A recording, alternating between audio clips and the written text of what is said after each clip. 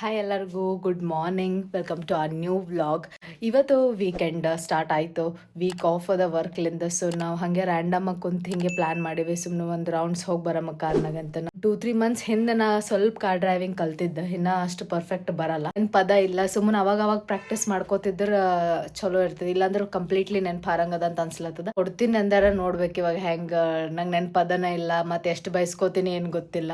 ಎಷ್ಟು ನೆನಪದ ನಾ ಟ್ರೈ ಮಾಡ್ತೀನಿ ಕಾರ್ ತೆಗಿಲಕ್ಕ, ನೋಡ್ಬೇಕು. ಯಾಕಂದ್ರೆ ಈಗ ಇಂಡಿಪೆಂಡೆಂಟ್ ಆಗಿರ್ಬೇಕು, ಟೈಮ್ ಬಂದಾಗ ಯೂಸ್ ಆಗ್ತದೆ. ನೀವು ಡೈಲಿ ಕಾರ್ ತೊಗೊಂಡು ಹೋಗ್ಬೇಕಂತಿಲ್ಲ, ಇಲ್ಲ ಸ್ಕೂಟಿ ಡ್ರೈವ್ ಮಾಡ್ಬೇಕಂತೇನಿಲ್ಲ.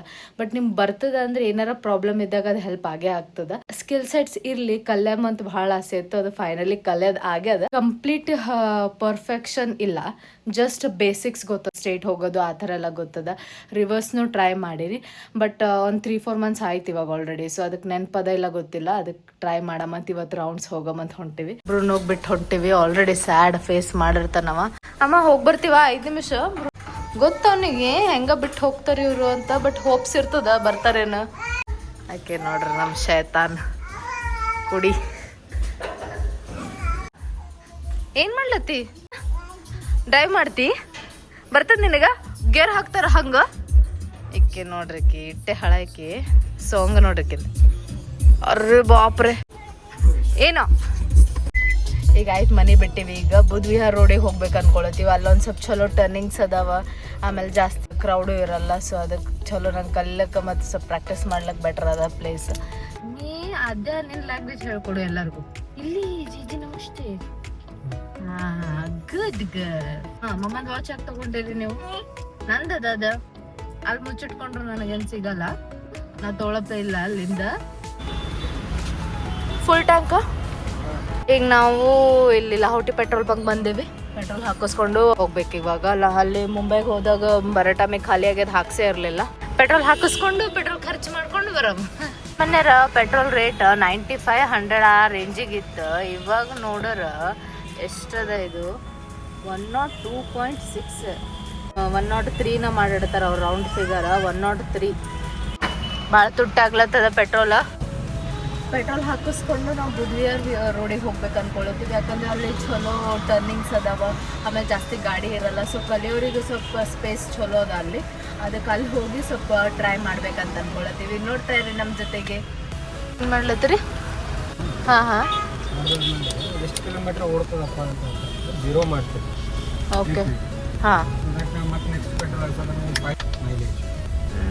ಅದರಲ್ಲಿ ನೀನು ಯೂಸ್ ಇವಾಗ ಎಷ್ಟು ಮತ್ತೆ ಈಗ ರೀಸ್ಟಾರ್ಟ್ ಇಂದ ಶುರು ಆಗ್ತದೆ ಮೈಲೇಜ್. 558 ಕಿಲೋಮೀಟರ್ ತೋರಿಸ್ಲತ್ತದಲ್ಲ ಅದು. 558 ಕಿಲೋಮೀಟರ್ ಓಡಲಿಲ್ಲ, ಬರೀ 400 ಕಿಲೋಮೀಟರ್ ಹೋಯ್ತು ಇಷ್ಟು ಪೆಟ್ರೋಲ್ನಾಗ. ಲಾಸ್ಟಿಗೆ ತೋರಿಸ್ತದ ಕಂಪ್ಯಾರಿಸನ್ 558 ಇತ್ತು, ಬರೀ 400 ಸಮಥಿಂಗ್ ಓಡಿ. ಟ್ರಿಪ್ ಏದಲ್ಲ. ಸೊ ಎಷ್ಟು ಕಿಲೋಮೀಟರ್ ಓಡ್ಯಾದ? ಹಾಂ, ನಾವು ಇದು ನೆನ್ಪಿಟ್ಕೋಬೇಕು, ಅವಾಗ ಕಂಪ್ಯಾರಿಸನ್ ಮಾಡ್ಕೋಬೇಕು. ಓಕೆ, ಕಡಿಮೆ ಓಡೋದಪ್ಪ ಅಂತಂದ್ರೆ ಮೈಲೇಜ್ ಡ್ರಾಪ್ ಆಗೋದು. ಎಲ್ಲರೂ ಮಾಡ್ತಾರಾ ಇದು ರೆಗ್ಯುಲರ್ ಆಗಿ? ಪೆಟ್ರೋಲ್ ಹಾಕಿದ ಮೇಲೆ ರೀಸೆಟ್ ಕುಡಿತಾರೆ, ಕಿಲೋಮೀಟರ್ ಫಾಲೋ ಮಾಡ್ತಾರೆ. ಮೈಲೇಜ್ ಏನು ಸಿಗ್ಲತ್ತದ ಗಾಡಿದು.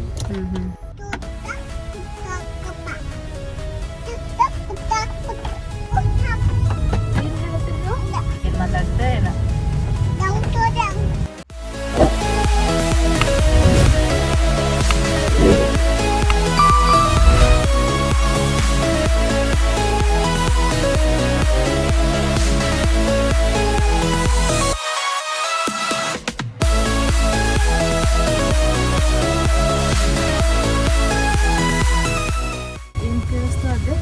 ನಿದ್ದೆ ಆಯ್ತಾ? ಮಲ್ಕೊಂಡು ಸ್ವಲ್ಪ ಮಮ್ಮ ನೀವು ಮಲ್ಕೊಂಡ ಗಾಡಿ ನಡೆಸ್ತು. ಮತ್ತು ನೀವು ಕೇಳಲ್ಲ ಹೊಂಟಿದ್ದೆ, ಮಾತ್ರ ಸುಮ್ಮನೆ ಕೂಡಲ್ಲ ಹೊಂಟಿದ್ದೆ, ಅದಕ್ಕೆ ಬೈದರು ನನಗಲ್ಲ. ಏನು ತಿನ್ನಮ್ಮ? ಪಿಜ್ಜಾ? ನಂಗೆ ಕೆಲಸ ಹೊಂಟದ. ಏನು ಬೇಕು?